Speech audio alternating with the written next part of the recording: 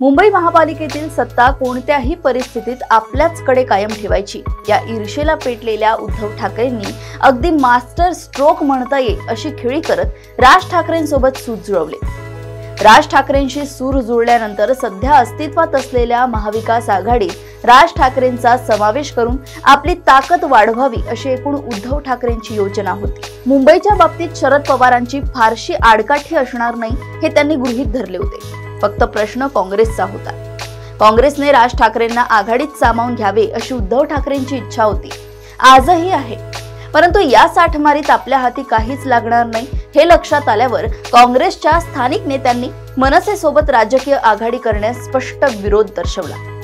एवढंच नव्हे तर मुंबई महापालिका निवडणूक स्वबळावर लढवण्याची तयारी या नेत्यांनी सुरू केली।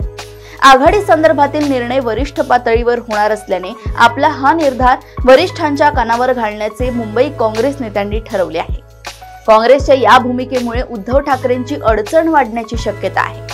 राज ठाकरेंना सोबत घेऊन मराठी मतपेढी आपल्या बाजूने वळवताना काँग्रेसही सोबत राहिली तर अल्पसंख्याक आणि इतर समाजाचीही मदत आपल्याला होऊ शकते असे गणित उद्धव ठाकरेंनी तयार केले होते। परंतु ठाकरेंच्या या बेरजेच्या गणिताला काँग्रेसच्या स्थानिक नेत्यांनी छेद दिलाय। मुंबई महापालिका निवडणुकीत काँग्रेस स्वबळावर लढली तर अल्पसंख्याक समाजाची एक गठ्ठा मते काँग्रेसकडे वळण्याची शक्यता आहे। या पृष्ठभूमीवर निव्वळ मराठी मतांच्या जोरावर आपण यशस्वी होऊ शकू की नाही ही शंका उद्धव ठाकरेंना अस्वस्थ करत असावी। शिवाय मराठी मते देखील एक गड्डा उद्धव राज यांच्या आघाडीकडे वळतील याचीही शाश्वती नाही। या मराठी मतांमध्येही भाजप घुसखोरी करू शकतो।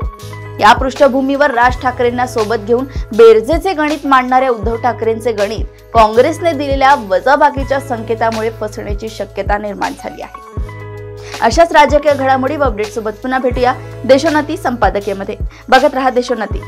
नमस्कार।